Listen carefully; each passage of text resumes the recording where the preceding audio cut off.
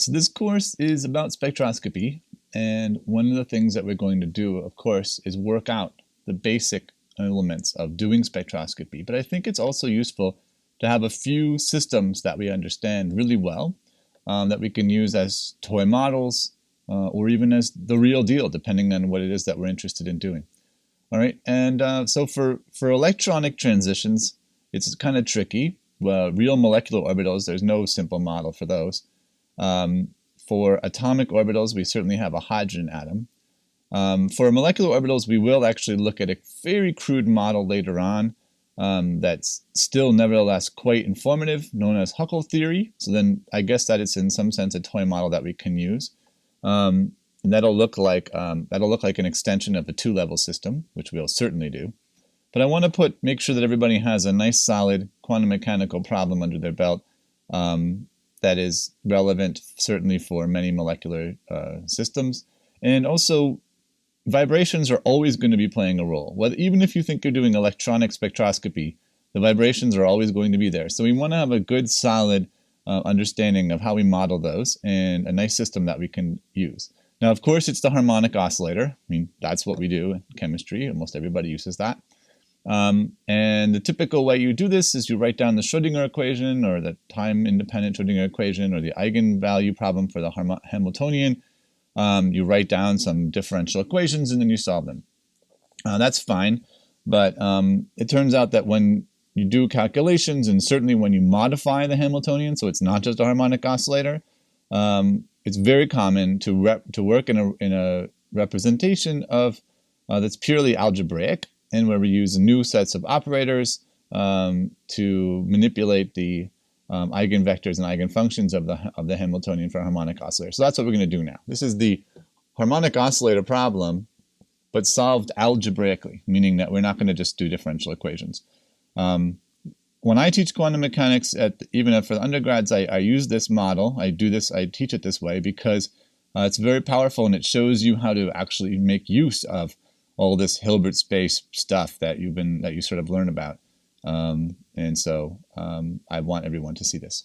And in one of our discussion sections, it looked like this was not fully understood by everybody. All right, so the Hamiltonian, let's be really clear here, is p squared over 2m plus 1/2 k. We'll use q here, kq squared. I just like q. Partly because x, for me, I think x means like the x coordinate, some linear dimension that we recognize as, orthogonal to other linear dimensions. But in molecular vibrations, a lot of times the coordinates we're interested in are not like x, y, and z. They're this normal mode and that normal mode and the other normal mode. And so they refer to displacements of the molecules. There's a vector in some space, and you're certainly going along that direction when you extend along that coordinate. But it's not x. The molecule's in some configuration in a box somewhere, and x is wherever x is. Most of the time when we think about molecular vibrations, we're thinking of them with respect to some displacement that can be much more general than just moving along one direction. So let's use q. Also, p and q are nice. They look very similar, like mirror images of each other. As you do this problem, typically what you discover is that it's convenient to introduce an angular frequency, omega, which is the square root of k over m. Or we should replace the m with a mu.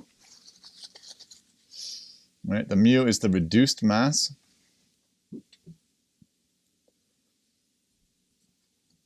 Okay, and so then if you do that, you can rewrite this equation as p squared over 2 mu plus 1/2 mu omega squared q squared.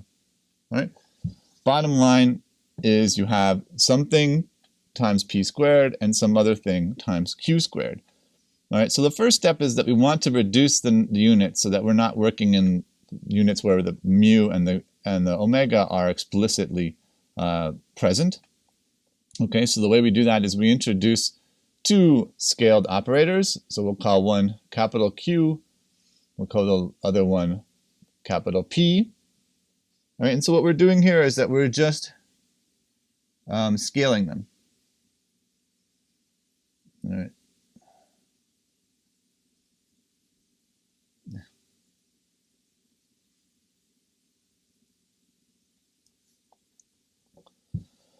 we're just going to scale them. This is going to be Q times the square root of m mu. It makes no difference for anything whether we use m or mu. You're just going to use the one at the end that you need.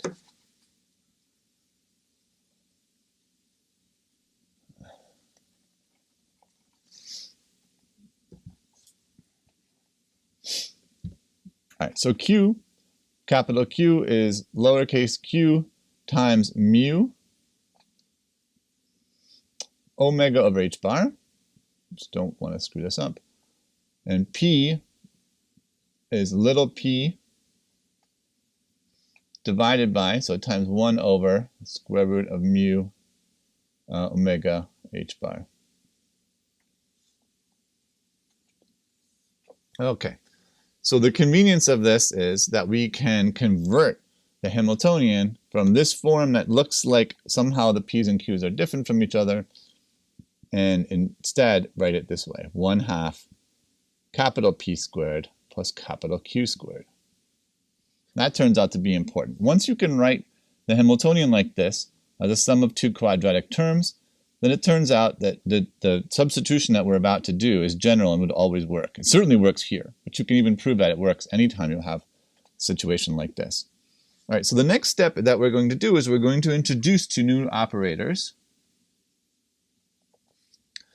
And one of the operators we're going to call A, which is equal to the square root of 2 over 2 times Q plus IP, and A dagger, which is the square root of 2 over 2 times Q minus IP.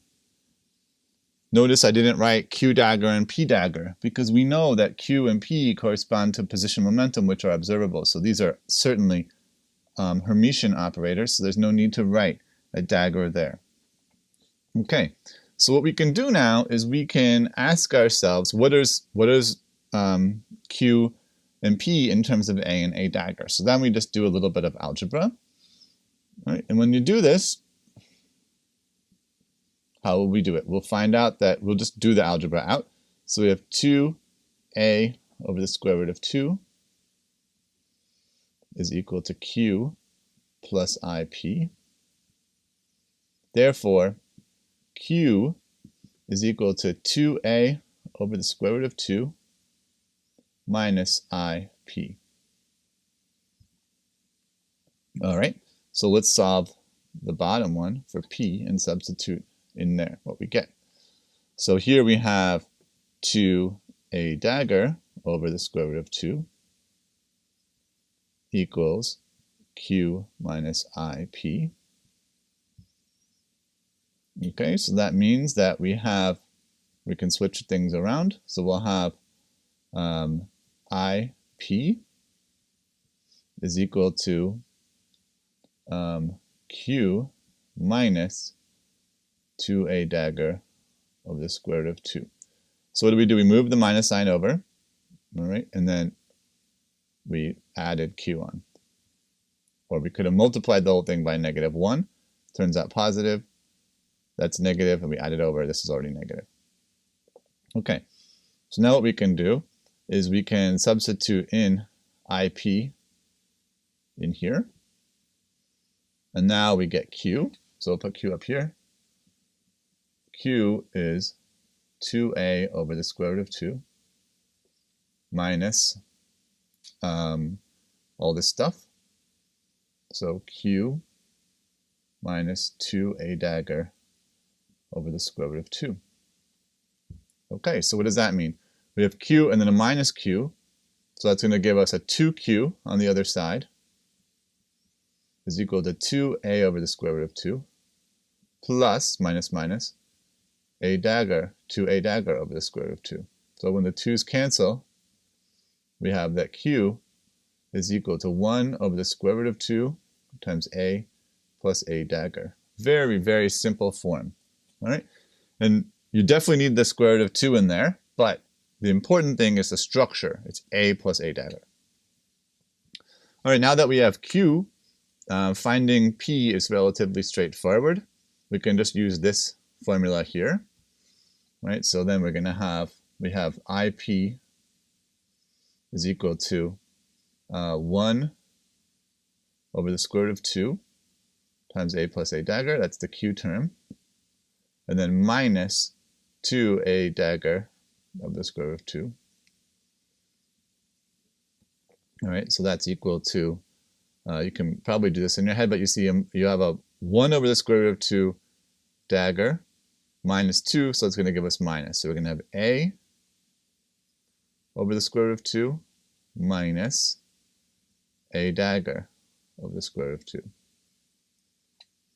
Okay, and so then we can just rewrite this as P.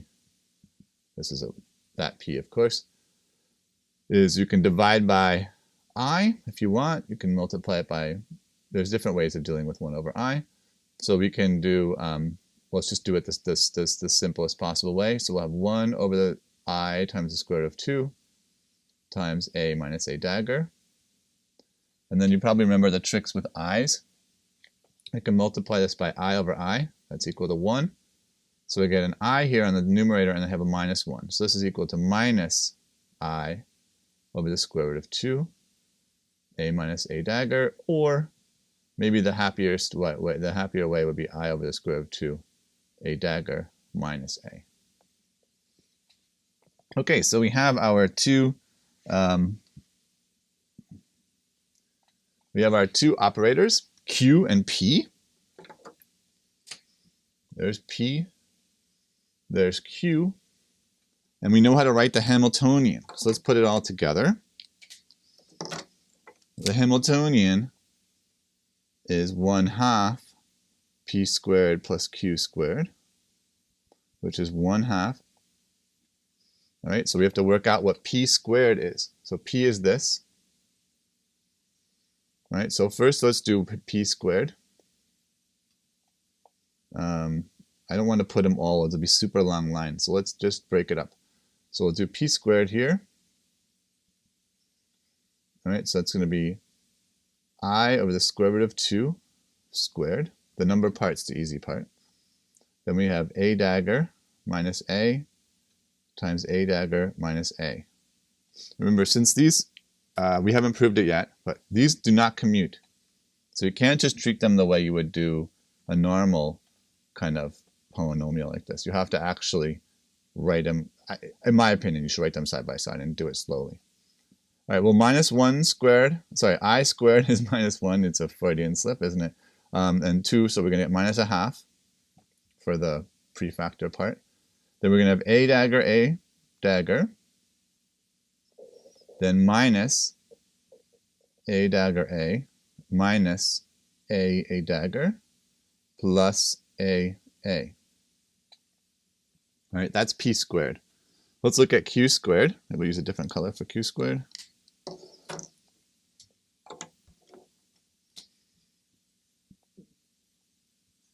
Q squared up there, we have 1/2. No I to worry about, thankfully. And then we have the same basic structure, except that we don't have the minus sign. We have A dagger. So we'll have A plus A dagger plus A dagger A plus A dagger.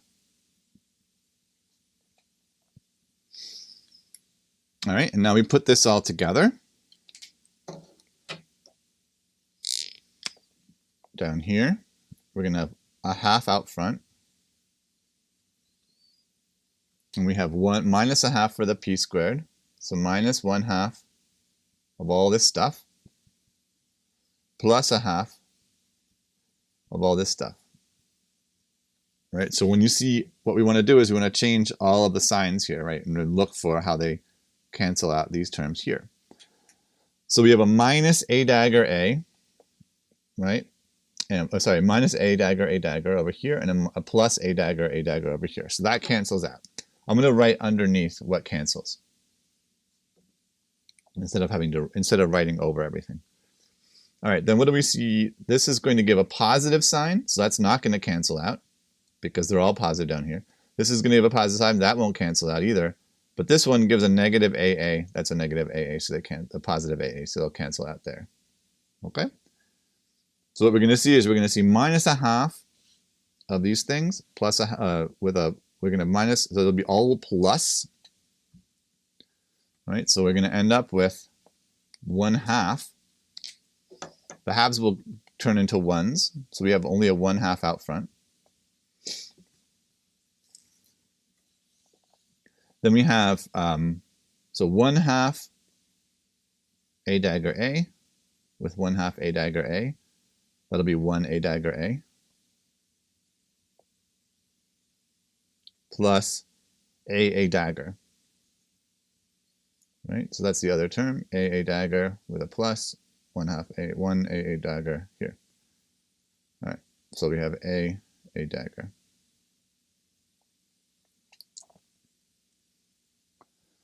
Okay, so we can leave it in this way if we like. If you want to make it more, let's say the way that you often will find it in a book, then you just take advantage of one property of how to link the A dagger and the A dagger A to each other. Now, I'm going to skip a step because it's just algebra, and that using things that you already know, we can compute the commutator of A and A dagger, which is just equal to A dagger minus A dagger A. All right? When you do this, using the definitions of these things and the fact that we know the commutator of Q and P, you're going to find out that this is equal to 1.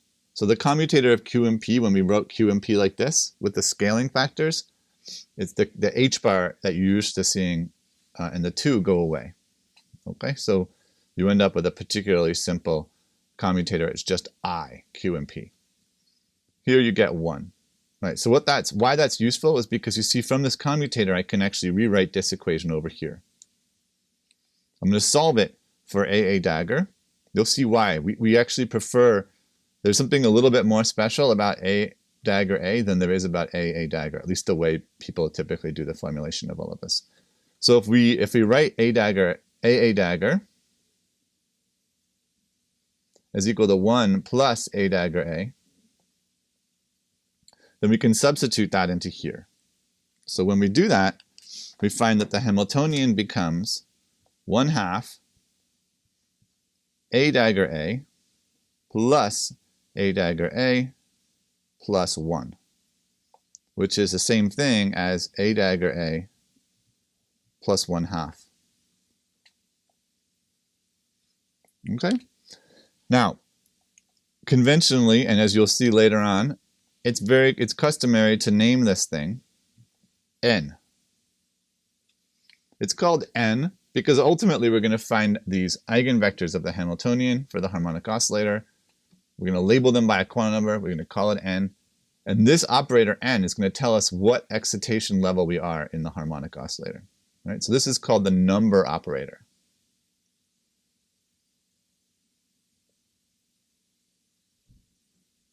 So what we see is that H with these units is N plus 1/2.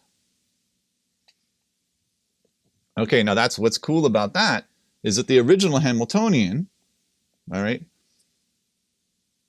can actually be rewritten from this one by simply multiplying. So if we want, for example, to differentiate them, we might call this original Hamiltonian like a script. All right, and so then script Hamiltonian is actually equal to the square, the Roman, like the unscript Hamiltonian times h bar omega. So we can always get back to the physical units by just multiplying the Hamiltonian by h bar omega. I'm not going to prove that. It's just another thing of simple algebra. But then you're already starting to see something that looks very similar. We know the answer, the harmonic oscillator energy values, eigenvalues, are E sub n, for example, if I use that notation, is equal to n plus 1/2 h bar omega. So already, it's almost like you already see it. The answer here, well, this is not the answer, these are an operator. Okay, so let me just say one more thing before I erase and we'll do the next lecture segment. What you see here is you see an operator, another operator, and a constant number. All right. clearly, if you add a constant number to an operator, then the operator will commute with that. What do I mean by that? What I mean is if we calculate the commutator of, I'm out of space, of course, h with n, that's equal to, sorry, not the commutator of h with n, the commutator of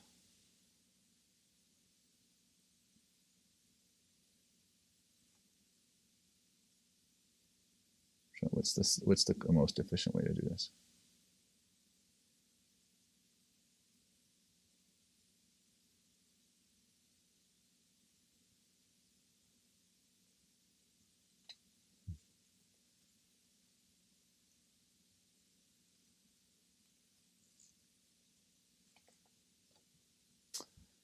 If you calculate the commutator of h with with n, okay, and n will have to be, you can rewrite n in terms of h, right? Because this is just going to be h minus a half.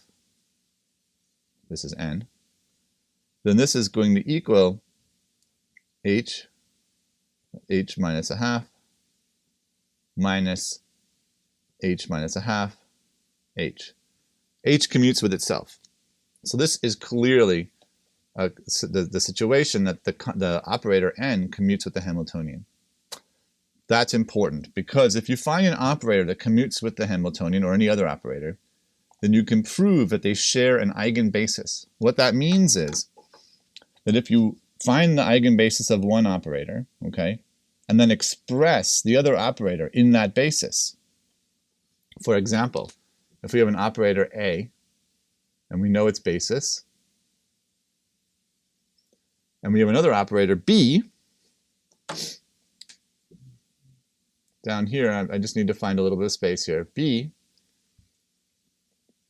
then if we write B in the A basis, which we could write, for example, this way, okay, what we're going to find out is that the A vectors also make a diagonal matrix for B.